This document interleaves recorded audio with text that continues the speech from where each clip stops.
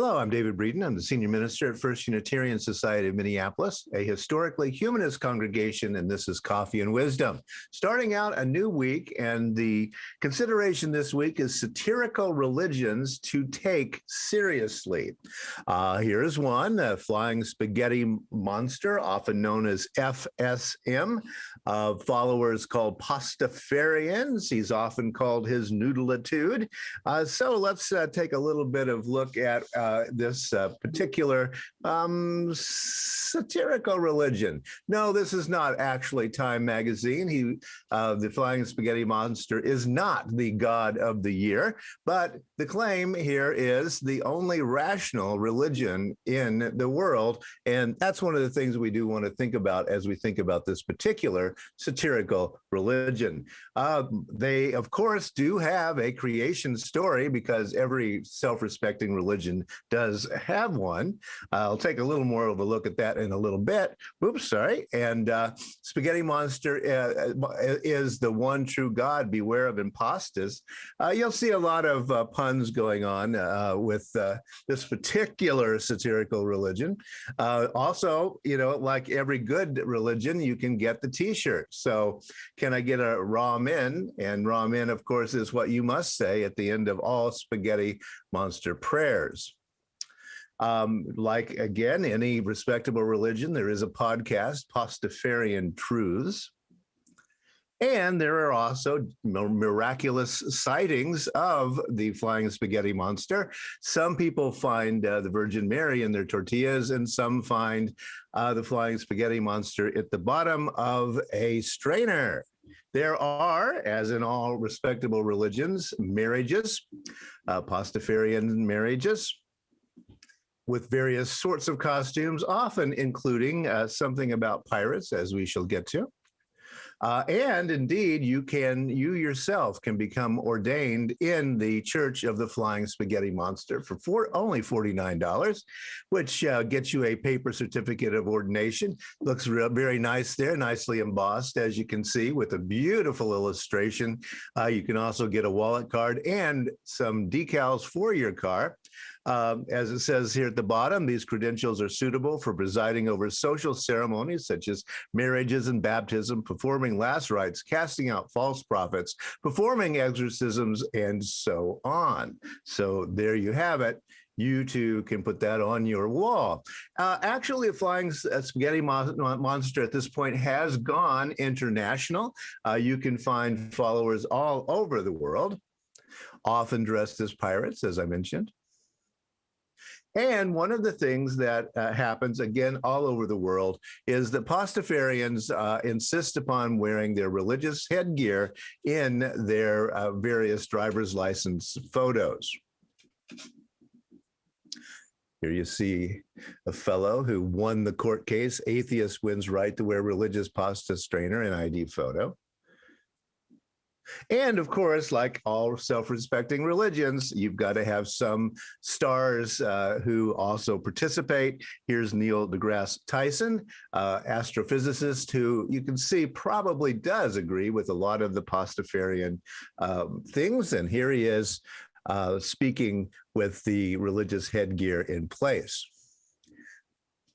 Instead of a 10 Commandments or anything like that, the Pastafarians have the 8 I'd really rather you didn't. I won't read all of those to you. All of this is available online. It's also known as the 8 Flying Spaghetti Condiments. Number 1 is, I'd really rather you didn't act like a sanctimonious, holier-than-thou ass when describing my noodly goodness. If some people don't believe in me, that's okay, really. I'm not that vain. Besides, this isn't about them, so don't change the subject.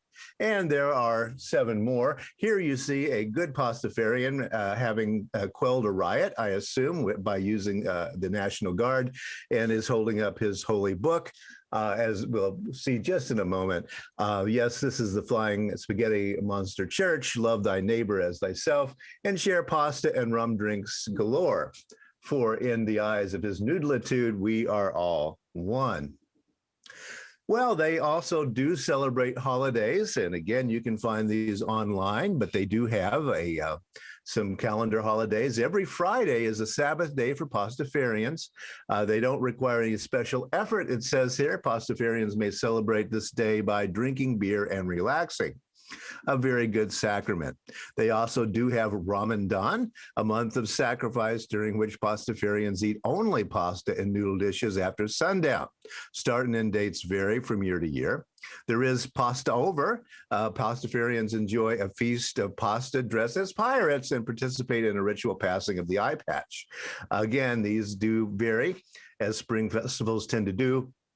One that has gotten a little bit outside of Pastafarianism is Talk Like a Pirate Day, which is September 19th. Self-explanatory. The pirate costumes are recommended but not required. And of course, Halloween. Pastafarians are obliged to dress like pirates. And so, you get the idea. And somewhere vaguely in late December, there might be a good time to do some kind of a big holiday.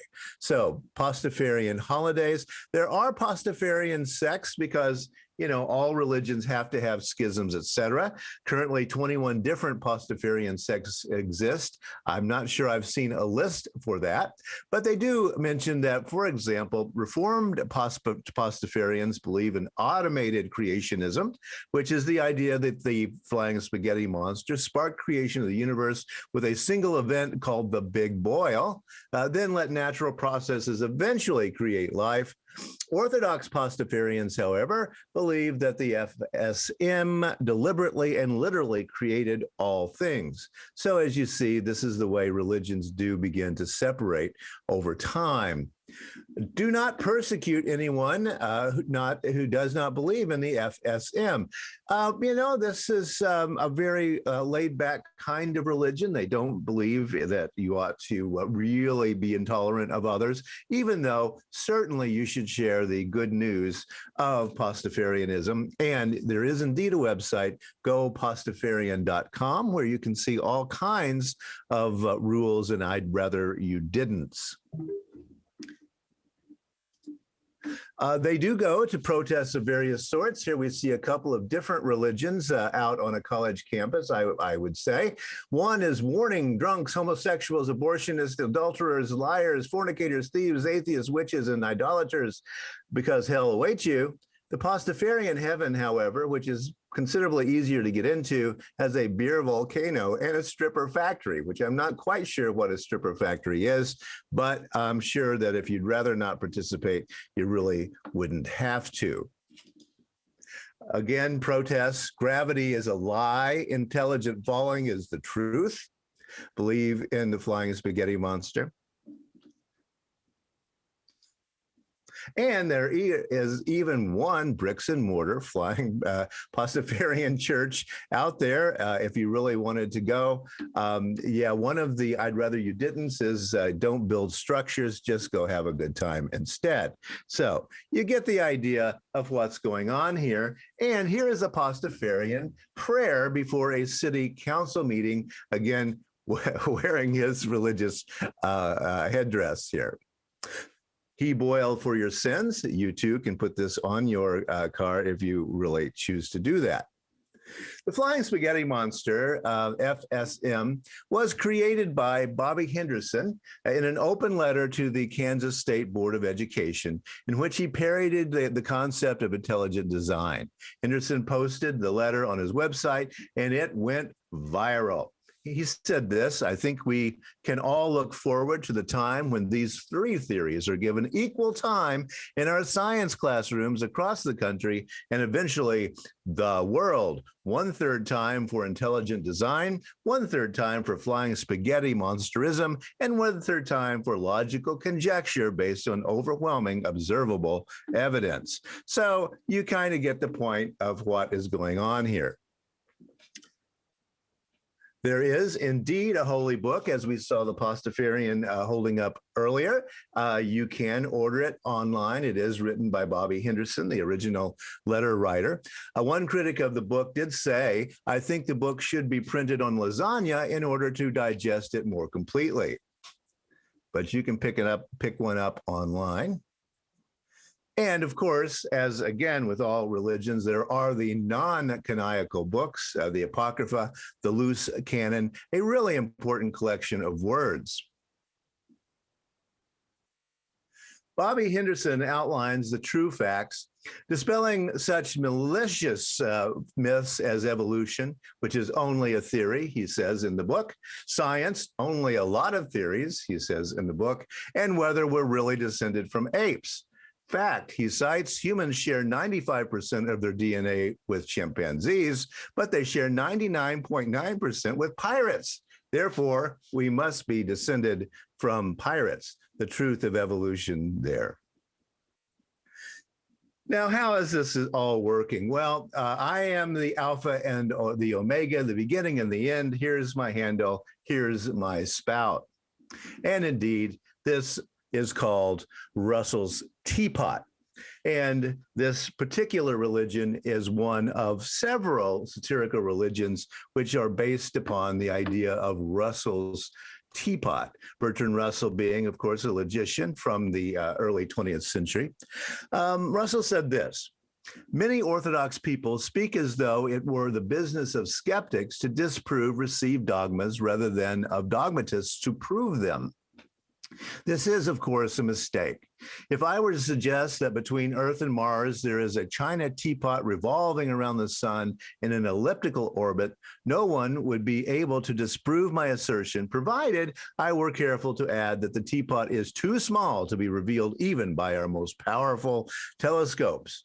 But if I were to go on to say that, since my assertion cannot be disproved, it is intolerable presumption on the part of human reason to doubt it, I should rightly be thought to be talking nonsense. If, however, the existence of such a teapot were affirmed in ancient books, taught as the sacred truth every Sunday, and instilled into the minds of children at school, hesitation to believe in its existence would become a mark of eccentricity and entitle the doubter to the attentions of the psychiatrist in an enlightened age or of the inquisitor in an earlier time. So you see where Russell's Teapot is going.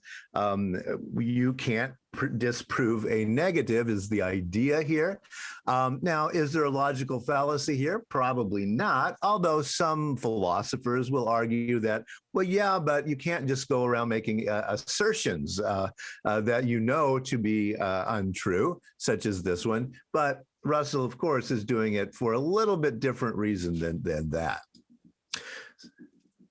So what do Pastafarians really hold sacred? Here we have the flying spaghetti monster taking care of a little dinosaur, since we don't believe in evolution or the extinction of dinosaurs or the length of time that the Earth has been here. Well, they believe in reason, logic, evidence, and science. As you did notice, they believe in secular values, they believe in the separation of religion and state, and they believe in tolerance. These things are all pretty clear from the material produced by various Pastafarians. And indeed, like some other satirical religions that we will be looking at this week, one of the reasons they are there is to insist upon their religion when religious values are insisted upon in the public sphere of various sorts, courthouses, etc., and certainly prayers before various kinds of meetings, which some people think is kind of not a separation of religion and the state. So there you have it. One last idea to communicate to you, carbo diem.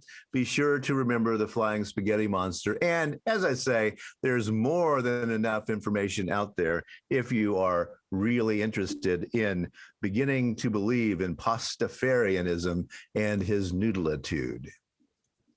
Thanks for listening. This month, we are celebrating beloved community and considering what that means at First Unitarian Society. I'll be back tomorrow with some more satirical religions, considering what it means to be religious and what a religion has to be in order to be a religion. So thanks for listening, and I'll see you tomorrow.